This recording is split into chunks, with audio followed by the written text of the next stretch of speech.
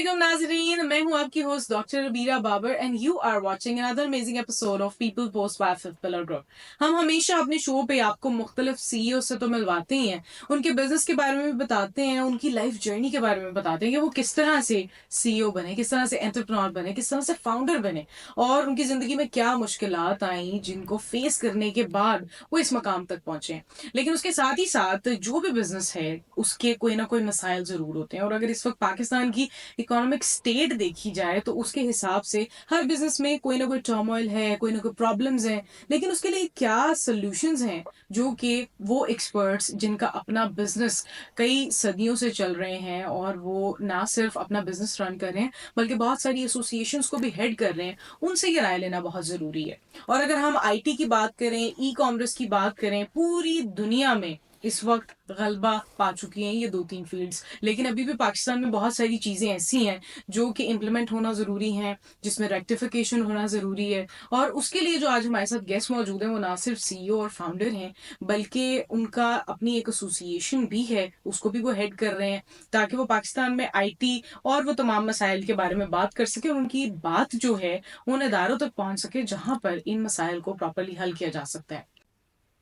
हमारे साथ मिस्टर काशिफ इफ्तिखार मौजूद हैं जो कि फाउंडर और चेयरमैन हैं brains group of IT colleges के। उसके साथ ही साथ वो चेयरमैन और प्रेसिडेंट भी हैं all Pakistan technical colleges association के। अस्सलाम वालेकुम and very warm welcome to the show. जी वालेकुम सलाम जी, बहुत बहुत शुक्रिया आपका। आपका बहुत शुक्रिया, आप हमारे शो पर आए, आपने इतनी सारी मसरूफियात में से हमारे शो के लिए टाइम निकाला है। लेकिन सबसे पहले तो मैं मिस्टर काशिफ ये चाहूंगी कि आपकी जो जर्नी है उसके जी बारे में मैं जानूं, क्योंकि बहुत सारे लोग जो हैं इंस्पायर भी होते हैं बहुत सारे चेयरमैन सीईओ फाउंडर्स से। आपने कब ब्रेन्स आईटी जिस बनाए and how did it formulate, आपका क्या आइडिया था और कब ये सक्सेसफुल है? जी शुक्रिया, आपने मौका दिया। एक्चुअली मेरा जो कैरियर है वो स्टार्ट हुआ है अब सऊदी अरेबिया से। आई एम बाई मतलब मेरी टोटल एजुकेशन सऊदीया से है। ओके। मेरे फादर वहाँ रहे hmm. And they spend over there more than 40 years. Okay. तो जब मैंने एजुकेशन वहाँ पूरी की तो डिसाइडेड कि मुझे पाकिस्तान जाना है। I was very patriotic and I am patriotic. माशाल्लाह। जी, तो मैंने सोचा कि नहीं, मुझे अपने मुल्क के लिए काम करना है। तो मैं सिर्फ brains group of IT colleges का फाउंडर नहीं हूँ। मैं पंजाब के अंदर वो बंदा हूँ जिसने as a founder IT Skills Technologies को इंट्रोड्यूस किया था वाह, 1988 में, 88-89 में। और 88-89 में कोई जी कॉन्सेप्ट ही नहीं था इन जी, कॉन्सेप्ट नहीं था। लोग आते थे, पूछते थे कि ये क्या कंप्यूटर क्या होता है।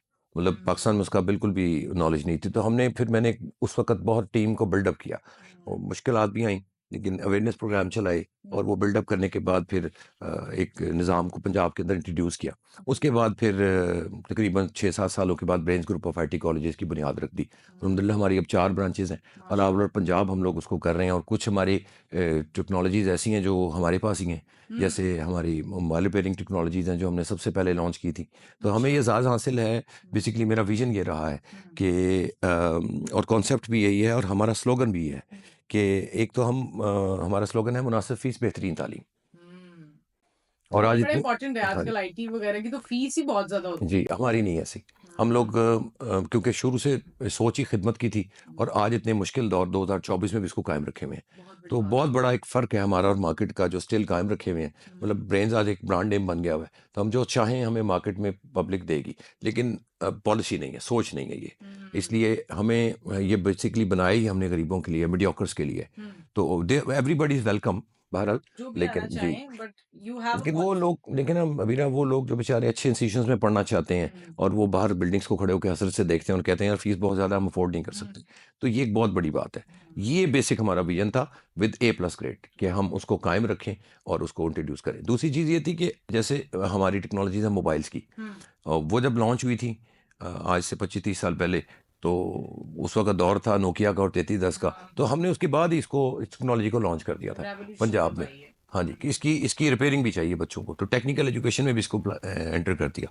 फिर हम लोग एक बहुत अच्छी टेक्नोलॉजी करवा रहे हैं जो बहुत रेयर है, हमारे पास ही है और पब्लिक को नहीं पता, और वो है EFI। क्योंकि असल तो चीज़ है आवाम की खिदमत करना। देखें, और तीसरी बात ये है जो सबसे इंपॉर्टेंट है कि हमारा स्लोगन है कि हम पढ़ाते नहीं, हम सिखाते हैं। ये हमने एक स्लोगन बनाया हुआ है, क्योंकि पढ़ने में और सीखने में बहुत फ़र्क है। स्किल्स नॉलेज में और बुकिश नॉलेज में जमीन आसमान। स्किल्स सीखी जाती हैं, वो पढ़ी नहीं जाती। तो वो जो EFI है, गाड़ियों का सॉफ्टवेयर की ट्रेनिंग, वो भी हम करवाते हैं, जिससे बच्चों को हुनर मिलता है और पूरे फिर दुनिया में बच्चे जाते हैं, खासतौर पे मिडल ईस्ट में बहुत काम है। मिडिल ईस्ट में, जी। यूरोप में इतना काम है कि अगर आपको यहाँ से सिर्फ इसकी टेक्नोलॉजी का थोड़ा सा आइडिया, आप अपने सॉफ्टवेयर भी लोग डेवलप करते हैं और गाड़ियों को ऑटोमेटिकली ठीक कर रहे होते हैं। बहुत देखिए ना, गाड़ियों के अंदर ECU है, या इंजन कंट्रोल यूनिट है उसका, जिसे आप कंप्यूटर बोलते हैं। तो बिल्कुल आपकी तमाम गाड़ी का निज़ाम वहीं से ऑर्डर्स आ रहे हैं और उसको एक्सेप्ट किया जा रहा है। या अगर एयर बैग खुलना है तो उसी को ही सेंसर बताता है कि कुछ हो गया है तो एयर बैग ओपन कर दो, तो वो ECU ही आगे करता है, तो गेम ही ECU की है। तो वो एग्जैक्टली भी हम देते हैं। तो ये मेरा ख्याल है कि सबको करना चाहिए ऑल ओवर, कि इस वक्त जो है वो स्किल्स एक बहुत बड़ा रोल अख्तियार कर बैठा है। आपके एजुकेशन मिनिस्टर ने जब अभी सॉरी फाइनेंस मिनिस्टर ने, तो उन्होंने जब बजट पेश किया तो उन्होंने ओपन कहा है ऑन एयर कि जी हमारे नौजवानों को क्या ज़रूरत है जॉब्स करने की। तो जब मीडिया ने पूछा, सवाल किया, तो साथ ही जवाब दिया, उसने कहा वो तो फ्रीलांसिंग कर रहे हैं, वो तो IT की फील्ड में है, तो उनको क्या ज़रूरत है। अल्टीमेटली फिर अगले दिन मुझे काफ़ी चैनल्स के फ़ोन आने शुरू हो गए कि जी अब जवाब दें। फिर बैठ के जवाब दिया। क्या तो जवाब दिया आपने? जवाब ये है कि जी ये है जवाब कि हुकूमत ने ऐसे हाथ झाड़ लिए और अपनी मदद आपके तहत छोड़ दिया।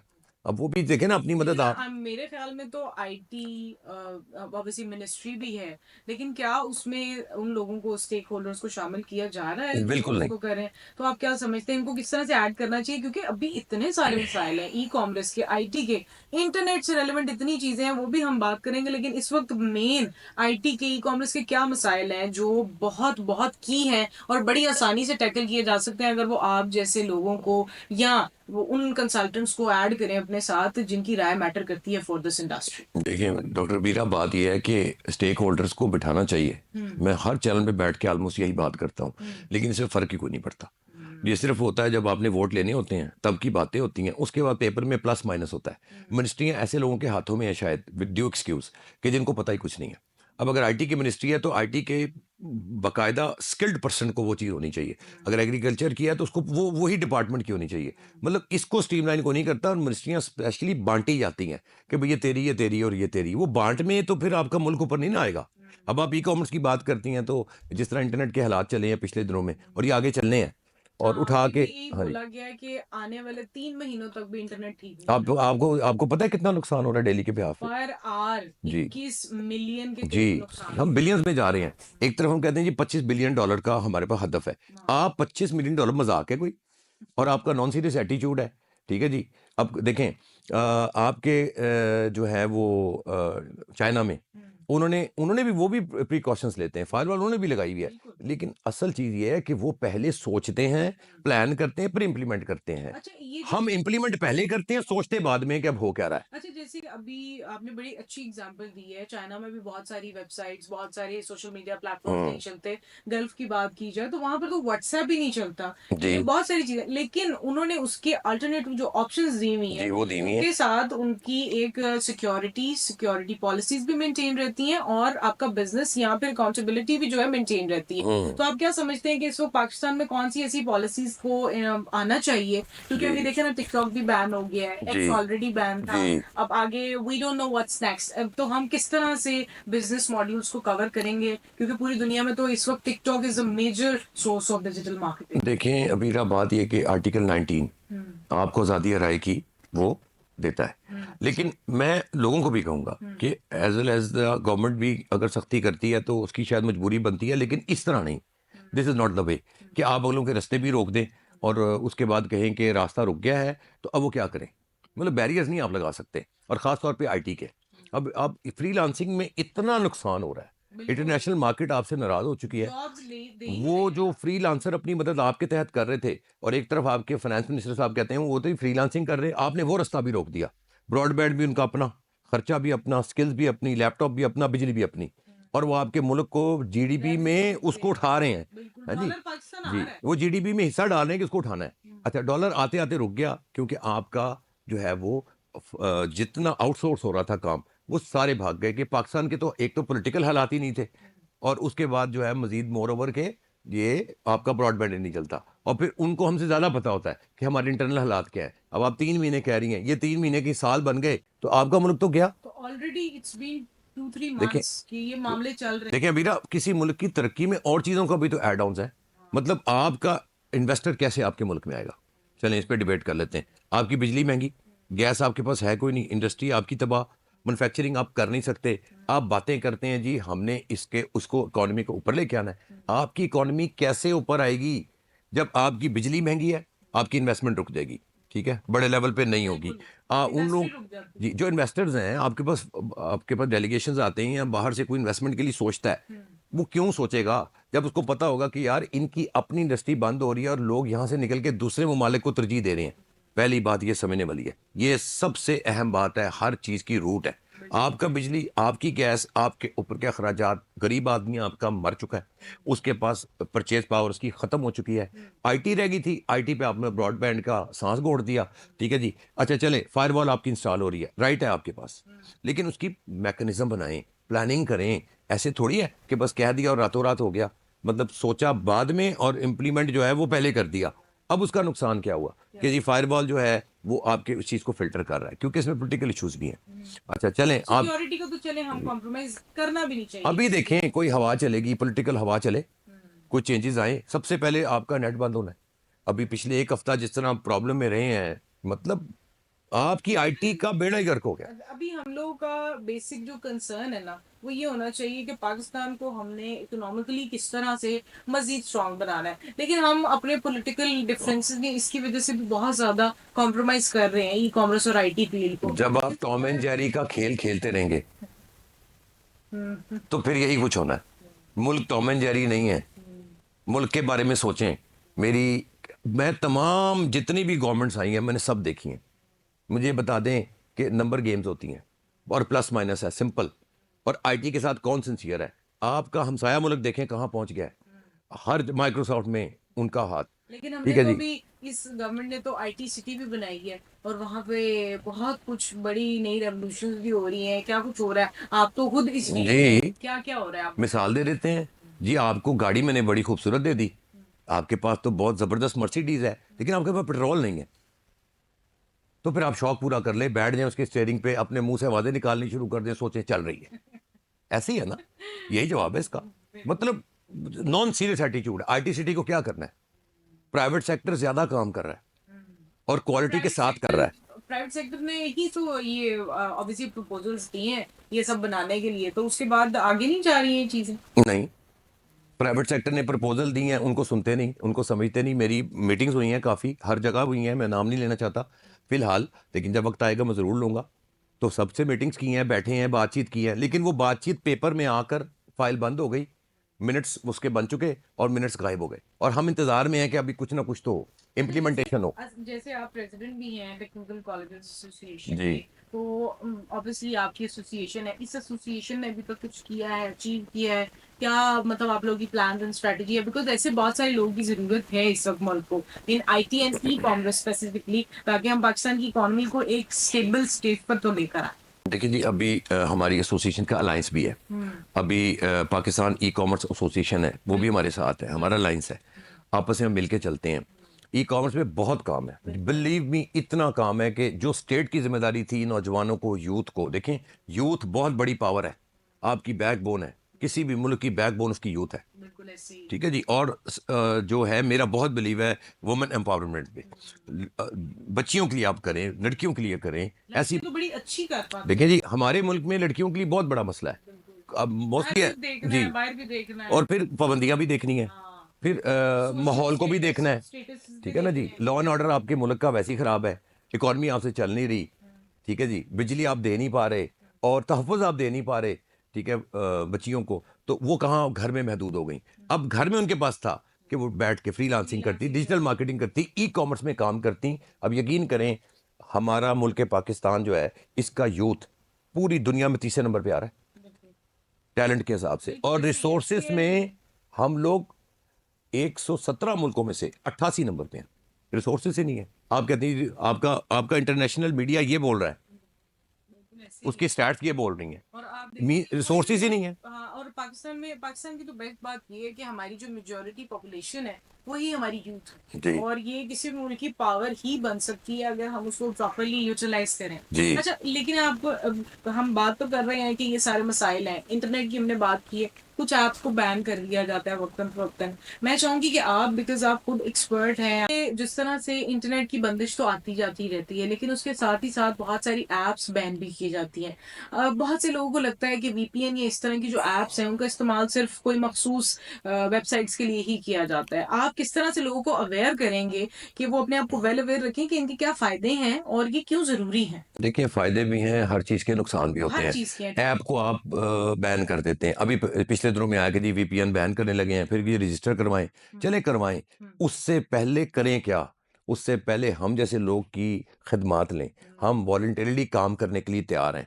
एक कैंपेन चलाएं, एक अवेयरनेस कैंपेन चलाएं, ठीक है जी। अवेयरनेस जरूरी है जी साथ में। अवेयरनेस कैंपेन चलाएं, लोगों को बताएं, फिर उसके फवायद और नुकसान, और फिर उसका इम्प्लीमेंट करें। ऐसे नहीं कि बादशाहत नहीं है, जमहूरियत है। बिल्कुल ऐसे ही है हम मतलब लोग सो कॉल्ड जमहूरियत ही हुई ना, कि जी जमहूरियत कह दिया आपने, लेकिन अब आपने हुक्म दे दिया कि जी ऐसे करने, बैन हो गया, फिर कहा जी नहीं, जब दबाव आया तो कहा नहीं। मतलब आप इधर भी फंसते और आप इधर भी फंसते। असल चीज तो देखें ना बीरा, जब आपका इंटरनेट ही नहीं है, दुनिया कहाँ से कहाँ जा रही है, 5G से आगे भाग रही है, सैटेलाइट की बातें हो रही हैं, और हम इन कैदों से निकलने लगे अभी हैं। हमारे पास इंटरनेट नहीं है। अभी हमारे पास इंटरनेट छोड़ के मोबाइल भी ऐसे है कि अगर यहाँ कॉल आ जाए, हमें कमरे से बाहर निकल के जाके सुनना पड़ेगा। किधर है पीटी अथॉरिटी? वो क्या पाबंदियां लगा रही है? वो पाबंदियां नहीं देखते। वो देखे ना, सेलुलर कंपनीज जो हैं उनको जाके वॉच करे कि क्या ये जो लोड डाल रहे हैं अपने टावर्स पे, ये उसके मुताबिक है, एसओपीस के मुताबिक है। ये बड़ी इंपॉर्टेंट चीजें हैं। क्या ख्याल है, वहां कहीं लिफाफे तो नहीं चल रहे, खामोशी तो नहीं कराई जा रही? क्योंकि क्योंकि ये बड़ा इंपॉर्टेंट चीज है कि हम लोगों ने एक पॉलिसी, गवर्नमेंट डेफिनेटली जी आवाम की फलाह बहबूद के लिए ही पॉलिसीज बनाते हैं, लेकिन उन पॉलिसीज की इम्प्लीमेंटेशन भी गवर्नमेंट के ही अभी कुछ होगा। पिछले दिनों में स्मोक आई है, हाँ। ठीक है जी। आपके बच्चे स्कूलों में जाते हैं, क्या पढ़ाई करते हैं? घर में ज्यादा बैठते हैं, स्कूलों में 100 दिन भी नहीं जाते। अभी आया जी। और दिन भी नहीं, एक बड़े जी अच्छे, एक मैंने देखा जी 78 डेज जी हम पूरे साल की आगे 30। सुने, आगे एक और हमारे से मुतल्लिका बात आती है आईटी की, कि जी ठीक है स्मोक आई, आपने पहले क्लाउड सीडिंग क्यों नहीं की? हम चलते हैं दुआओं पे, और अल्लाह ही बचा रहा है हमारे मुल्क को। तो दुआ की तो एकदम अल्लाह ने वो जो है सब कुछ पीछे कर दिया। टीचरों का और एजुकेशन, जो कि अब जर्मनी में देखें, अगर आप कहते हैं, आप चेक पॉइंट पे जाते हैं, आप कहते हैं I belongs to a education department, या मुझे मेरा तलक एजुकेशनिस्ट हूँ मैं, वो आपको सैल्यूट करते हैं चाइना फौज की तरह, में द मोस्ट हाईली ठीक पेड है। और जॉब टीचर्स। हमारे यहाँ क्या होता है कि स्मोक में आपने कोई दारा खोल दिया तो हमारे यहाँ डाले भरे जाते हैं, और वही डाले जो भरता है, वो जो एसएचओ बैठा हुआ है, या जो भी बंदा है, वो भी इन्हीं टीचरों से पढ़ के एसएचओ बना है। ये है उस्ताद की कदर इस मुल्क में। तो अब स्मोक आई, आपने कहा जी ऑनलाइन कर दें। अब मैं टॉपिक पे आने लगा हूं। अच्छा, आप ऑनलाइन कैसे कर दें? आप ये भूल गए कि इंटरनेट तो है ही नहीं। अच्छा चलो, अगर इंटरनेट था भी, वो कौन सा प्रॉपर चलता था पहले भी? और फिर दूसरी बात, एक और कहते हैं ना कि जी सिर्फ अमीरों के लिए तो नहीं है ना, गरीब क्या करेगा? वो भी गरीब फोन का ले, बच्चा जब वो स्कूल भी जाएगा, लैपटॉप ले। वो लैपटॉप कहाँ से लेगा? हाँ। उसके घर में मोबाइल्स कहाँ से आएंगे? उसके पास अभी बिजली पूरी करने के लिए, गैस पूरी करने के लिए इंटरनेट जी पैकेजेस कैसे करवाएंगे अपने कहाँ से बच्चे करवाएगा? जो? उसका एक्स्ट्रा एक्सपेंस आ गया। हाँ, और वो स्कूल में भी फीस दे रहे हैं। जी, तो अब देखिए ना, और फिर वो ऑनलाइन चलना भी नहीं, क्योंकि डिस्टॉर्शन आनी है। बहुत फिर डिस्ट्रक्शन क्या होना है, एक और काम होना है, आपकी लाइट चली जानी है। फिर कंसंट्रेशन। पता लगना है जी यूपीएस की बैटरी नहीं थी। जिस गरीब आदमी के घर यूपीएस है ही नहीं, यानी वो अपने बच्चे को जाहिल बना दे। तो क्या इन पॉलिसियों के साथ मेरे मुल्क के नौजवान यूथ के साथ क्या खिलवाड़ किया जा रहा है, ये बता दें। कि बिजली आपके पास नहीं, ब्रॉडबैंड आपके पास नहीं, हवा चले, स्मोग आए, या कुछ भी हो, या कोई सियासी प्रॉब्लम्स आ जाएं, मसाइल आ जाएं, स्कूल बंद कर दें, इंस्टीट्यूशंस बंद कर दें। यानी तालीम को बंद करें और बाकी ना बंद करें। जैसे बच्चों की वजह से स्मोक हो रही थी। बच्चों के मुंह से धुएं तो नहीं ना निकलते थे, देखा जाए तो। असल वो था क्या? असल था ये कि ये सोए हुए थे, ये थे तकिया लेके सो गए थे, और इनको लोरी देते थे ना, वो बचपन में माएँ देती थी, सो जा बटुआ मानो बिल्ली आइया। तो ये वो हिसाब था इनका हमारे साथ। लेकिन अब जो तो इन्होंने सबको सुला दिया। और जब एकदम से स्मोक आई, इनको नहीं पता हर साल होता है, उससे पहले अरेंजमेंट्स करें, किधर अपनी अजाइशें कम करें, अपने वज़रा के साथ जो इतने और लगाए हुए हैं, जो अयाशियां होती हैं, उनको हर गवर्नमेंट कम करे। सिर्फ मैं इनको नहीं कह रहा, एवरी गवर्नमेंट वो आने जब लगती है तो वो वादे यही करती है, हम तो ये कर देंगे, हम तो वो कर देंगे, हम तो बिल्कुल कुछ नहीं करेंगे, और उसके बरक्स चलते हैं। प्रोटोकॉल कभी देखें, वो प्रोटोकॉल का लोड किसके ऊपर है? आपके ऊपर है, मेरे ऊपर है, मेरी आवाम के ऊपर है। एक टाइम था जब एक बच्चा जब पैदा होता था तो 90,000 से 1 लाख रुपया मकरूज होता था IMF का। अब बताएं मुझे आप, इन्फ्लेशन भी डाल लें, अब तो अब काउंटलेस तो ही है। 3 4 5 लाख कर ले। तो पहले लोग यही कहते थे कि एक बच्चा जो पैदा हो रहा है उसमें जी, 20,000 तो है। पाकिस्तान में तो पैदा होना जुर्म हो गया ना, क्या करें आप? हाँ, आपको पता है पासपोर्ट ऑफिस में डेली 50,000 पासपोर्ट बन रहा है। ये वो किधर क्यों जा कर रहे रहे हैं? हैं? सब बाहर जा रहे हैं। वो आपकी एक तो ट्रेन हो रहा है आपका सारा। आपका टोटल ब्रेन जो पाकिस्तान का था वो ड्रेन हो चुका, वो बाहर जाते हैं, वो उनको पिक करते हैं। क्वालिटी तो निकल गई है ना आपकी। जी अब तो आपके पास वही बचे हुए हैं जिनके पास यहाँ पे पोटेंशियल सोर्सेज। अच्छा, इस पे भी मैं चाहूंगी कि आप जरूर बात करें। बहुत सारे लोगों का ये मानना है, इस पे दो राय आती है कि पाकिस्तान से पिछले साल भी बहुत सैकड़ों की तादाद में लोग जी गए बाहर, इस साल भी, और मेजोरिटी जो है वो स्टूडेंट्स हैं, वो पढ़े लिखे लोग हैं जो बाहर जॉब्स की तरफ गए हैं पूरी दुनिया में, दे मूव आउट। अब उसमें दो तरह की राय आती है। एक कहते हैं जी कि ये अच्छा ही हुआ है, अगर अभी गए हैं तो इन्होंने रेवेन्यू जो है या अपनी फैमिलीज को जो पैसे भेजने हैं वो तो इन्होंने यही भेजने हैं, तो आने जी वाले 5-10 सालों में ये अच्छा ही होगा। जी फिर एक कैटेगरी ये है, वो कहते हैं जी कि पाकिस्तान से बाहर गए ही वो लोग हैं जिनके अंदर वो पोटेंशियल स्किल्स नहीं थे जो इस मार्केट में पाकिस्तान में ना रह पाए, क्योंकि अभी भी पाकिस्तान में बहुत सारे ऐसे लोग तो हैं जो जी अच्छा काम कर रहे हैं, they are earning good, they are moving on. जी। तो आप क्या कहना चाहेंगे? आप किस पॉइंट ऑफ व्यू को समझते हैं कि वो ठीक है? 3 जवाब है। एक है लेबर तबका, वो तो शुरू से जा रहा था। आपके मुल्क में क्या है, अगर वो लेबर को करे तो इतना, और बाहर जाएगा रियाल लेगा या दिरहम लेगा या कुछ भी लेगा, तो वो जब मल्टीप्लाई करेगा और अपनी रिहाइश भी देखेगा तो पाकिस्तान में उनको पालेगा। अच्छा, आप समझते हैं कि वो डायरेक्ट पैसे भेज रहा है? बिल्कुल नहीं, पहले तो ये सवाल करें ना, बिल्कुल भी नहीं। वो बैंक टू बैंक ट्रांसफर कर रहा है? मेरा क्वेश्चन है आपसे, चलें कर लें, रेटिंग निकाल लें इसकी भी। बहुत कम है ही नहीं। लेबर ठीक है, अपना। दूसरी बात ये कि आईटी की क्रीम आपकी बाहर जा चुके हैं, आपके क्रीम डॉक्टर्स, आपकी एलीट पढ़े लिखे बंदे, वो कितने पेट्रोटिक निकाल देंगे? मैं कहता हूं, अक्सर कहता होता हूं, जैसे दो चार देखिए जी, मैं अक्सर कहता होता हूं, जब लोग कहते हैं ना हमें मुल्क ने क्या दिया, हमें इन लोगों ने क्या दिया, तो मैं कहता हूं ये सोचें हमने मुल्क के लिए क्या किया। हाँ, ये बड़ी बात है। यानी हम, खुद भी मैं, आप, तमाम सियासी लोग, जिससे मुल्क है तो मैं हूं ना, तो अगर ये नहीं है तो मैं नहीं हूं। तो वो लोगों की तादाद अब बढ़ गई है जिन्होंने ये डिसाइड कर लिया है कि शायद अब इस मुल्क में फ्यूचर नहीं है। इसलिए पासपोर्ट ऑफिस में आप देखिए, मैं आपको सही बता रहा हूं कि डेली का 50,000 पासपोर्ट जमा हो रहा है, और इनके पास पासपोर्ट को प्रिंट करने का पेपर नहीं था पिछले दिनों में। अब समझें इतने लोगों में कौन आ गए, लेबर भी आ गई, आपकी क्रीम भी आ गई, this is on record.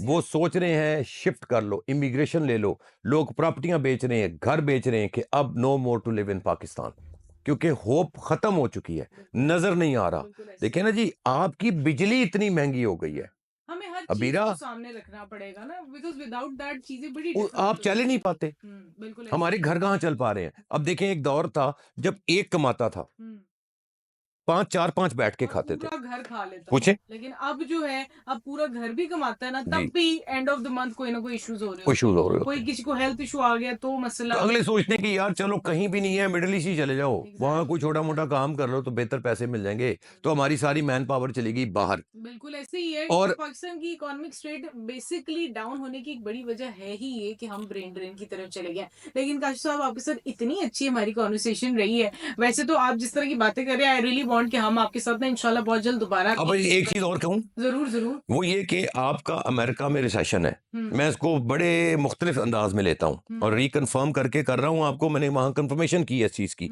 Statement देने से पहले।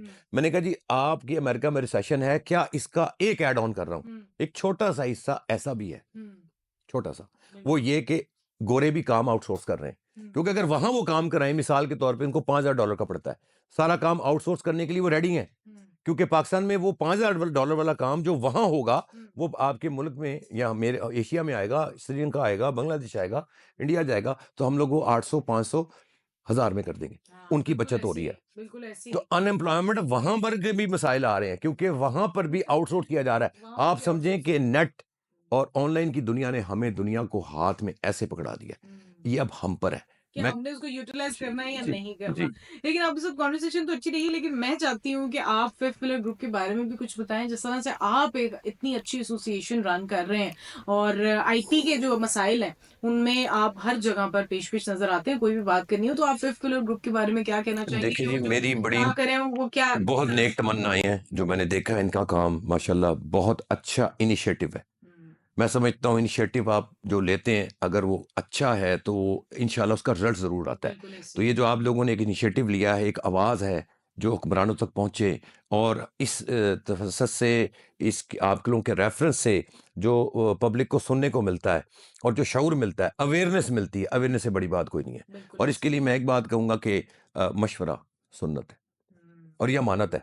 हाँ, ये अमानत भी है, अमानत है। सुन्नत भी है, इसको बात ट्रांसफ़र भी है। करें, इल्म को ट्रांसफ़र करें। हाँ, बिल्कुल ऐसे तो ही है। आज क्योंकि देखिए ना अब फिर वही बातें आ जानी हैं, दोबारा चल पड़ेंगी कि बंदिशें ट्विटर पे लगा दी, इस पे लगा दी। मतलब आपके पास नहीं है कि आप कहीं पे कोई मशवरा दें या मैं चाहता हूँ पॉज़िटिव दें। हाँ, मेरा उन लोगों से भी पॉजिटिव। इख्तिलाफ़ है, जो कि गलत प्रोपेगेंडा, फ़ेक न्यूज़ पे काम करते हैं नेट के हाँ, ऊपर। एक उसका मैकेनिज़्म क्रिएट करना उनकी चाहिए। वजह से ये सारी प्रॉब्लम्स हम फेस सर कर रहे हैं। उनको पकड़ना चाहिए ना, हाँ, बिल्कुल। ना कि वो कि जिसकी वजह से सबके रास्ते बंद हो जाएँ। हाँ, बिल्कुल, आप बिल्कुल। बैरियर लगा रहे हैं तो बैरियर में सिर्फ़ चोर को पकड़ना है। हाँ। सबको लाइन हाज़िर करके जेल नहीं भरना। हुँ। फ़र्क है ना? बहुत बहुत बेहतरीन आपने बात की है। जी। बहुत सारे जो बच्चे हैं, बहुत सारे यंग एंटरप्रेन्योर्स हैं, वो हमारे शो पे आने वाले जो सीईओज़ हैं, उनको देखकर बहुत इंस्पायर होते हैं। कोई एक लाइन में मैसेज देना चाहेंगे उन लोगों को, अगर वो भी स्टार्ट करना चाहते हैं, कोई भी बिज़नेस दुनिया के किसी भी हिस्से में, तो प्लीज़ शेयर करें। देखिए जी, जो स्टार्टअप्स हैं हुँ, वो बहुत अहमियत रखते हैं। मैं दिली तौर पे चाहता हूँ कि अगर मैं किसी के लिए कुछ कर सकूँ, I am there for everybody. मेरा मशवरा, मेरी दुआएँ उन स्टार्टअप्स के लिए, उन बच्चों के लिए, उस यूथ के लिए, मैं अभी भी कहूँगा, हार मत मानो। बिल्कुल, बहुत बड़ी बात है। अंधेरा है ज़रूर लेकिन दिन भी आएगा। बिल्कुल, इंशाल्लाह। देर है, अंधेर नहीं है। बिल्कुल, इंशाल्लाह। जी, बहुत-बहुत शुक्रिया आपका काशिफ़ साहब, आप थैंक यू। हमारे शो पर आए। इंशाल्लाह आपसे बहुत जल्द जी, मुलाकात शुक्रिया। दोबारा भी होगी and I thank really you. Wish and hope कि जिस तरह से आप पूरे एक मुहिब्बे वतन की तरह अभी तक काम कर रहे हैं, आप आगे भी इसी तरह से पाकिस्तान के लिए, जी, पाकिस्तान की इकॉनमी के लिए, सोसाइटी के लिए यूँ ही काम करते रहेंगे। शुक्रिया। और इंशाल्लाह। आपने देखा हमारे साथ मिस्टर काशिफ इफ्तिखार मौजूद थे। वैसे तो वो चेयरमैन हैं brains group of IT colleges के, और उसके साथ ही साथ वो प्रेसिडेंट भी हैं टेक्निकल कॉलेजेस एसोसिएशन के। लेकिन उनका आपने जो पॉइंट ऑफ व्यू सुना है वो बड़ा मुख्तलिफ है। आम लोग इस तरह से खुलकर बात नहीं कर पाते हैं, उसकी वजह यही होती है because they have so many baggages inside. और आप जब तक अपने काम के साथ खुद मुखलिस नहीं होते, जब तक आप अपनी फील्ड के साथ, अपने इर्द गिर्द के इकोसिस्टम के साथ मुखलिस नहीं होते, तब तक आप उसका हल नहीं ढूंढ सकते। और यही आपको भी करना है, आपको भी सीखना है। आज के प्रोग्राम से अपनी मेजबान डॉक्टर वीरा बाबर को इजाजत दीजिए। इंशाल्लाह बहुत जल्द दोबारा मुलाकात होगी। तब तक के लिए अपना, अपने और इर्द गिर्द तमाम लोगों का बहुत ख्याल रखिए। People post by fifth pillar group को इसी तरह से फॉलो करते रहिए। आपका और हम सबका अल्लाह हामी नासिर।